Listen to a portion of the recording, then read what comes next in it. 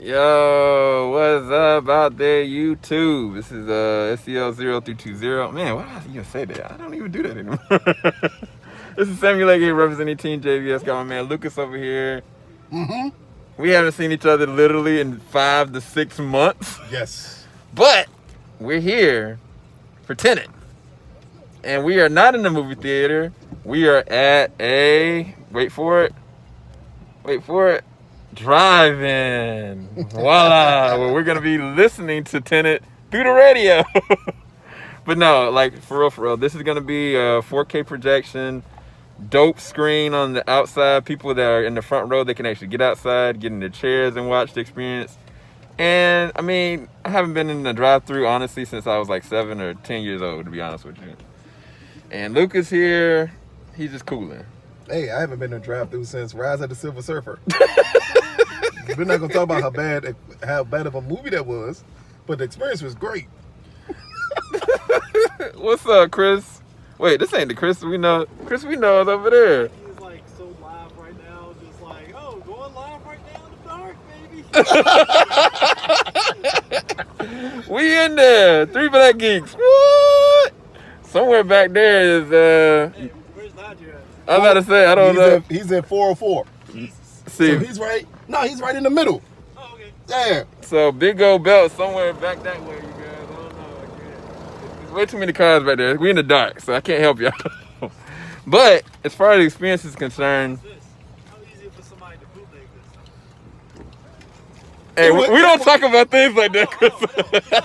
It would take you to bring that up. Why you gotta say this while I'm on loud, dog? Studio's gonna be like, oh shit. Hey, it's gonna be like that. We know Supercell 020 was there.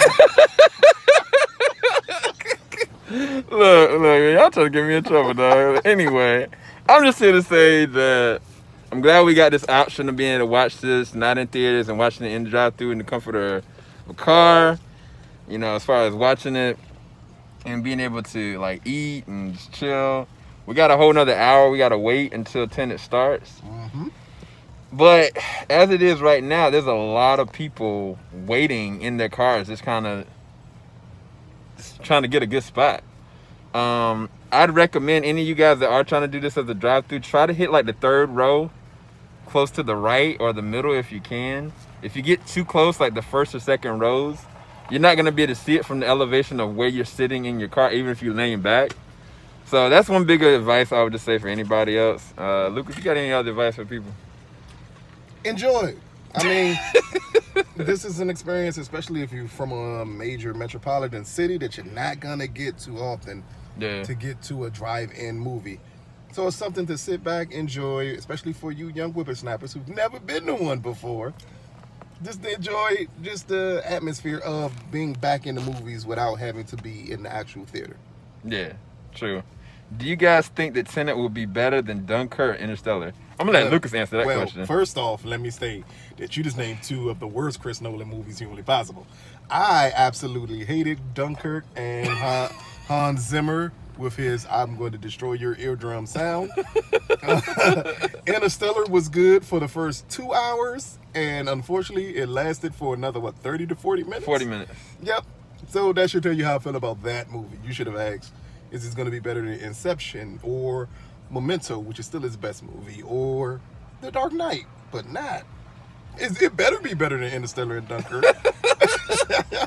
Look, Jarrell, you better not be out here in the live talking stuff, because Jarrell feels a completely opposite way, so we're not going to go down that road. He loves Dunkirk. We're not going to go down that road. We've had that discussion about those 2 movies. Yeah, so... Matthew McConaughey with space bookshelves. Come on, man. Come on. Look, I think that it definitely has the capacity from an innovative and a story standpoint to be better than Interstellar.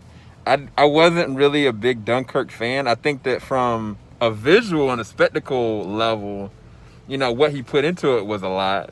But as far as the movie is concerned, I didn't really take too much from it. I actually very much so liked, what was the last one that came out? 19?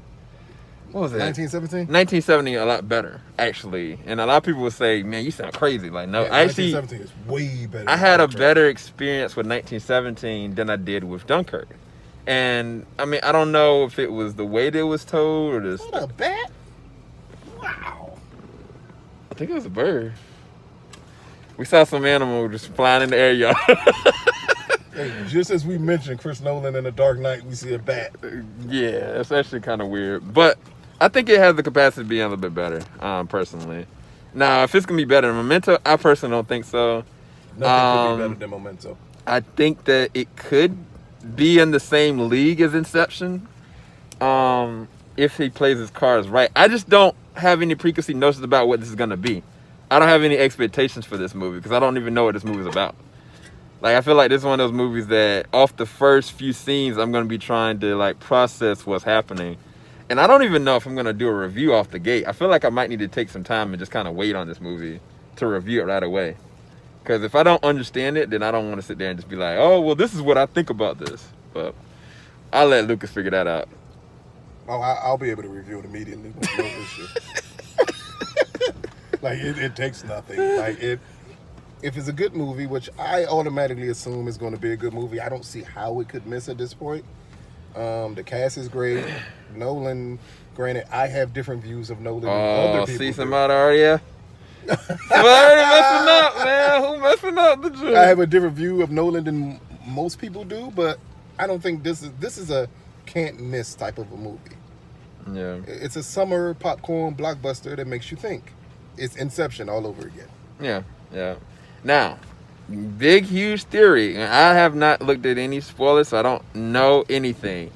But one of the things that from last year, people were like, could this be connected to Inception? You're going to mess around and it's going to be connected to Interstellar. And Matthew McConaughey's going to come on his space bookshelves. Bruh, look. So we're going to see Anne Hathaway. We finally found her. Anne Hathaway is still alive. Exactly. No, I don't know what this movie is really going to be about, but one of the things that they had theorized that this could be connected to Inception. So check out my Inception review. I posted it up last night. And yes, I do have mask and gloves on because I'm trying to do the right thing. Not the Spike Lee joint. I'm just trying to do the right thing. But I'm going to go. If you guys had any other questions, let me know in the comment section. I'll hit y'all up. And tonight or probably tomorrow, I'll release out our review for this movie. I don't know if it's going to be a spoiler review or a non-spoiler.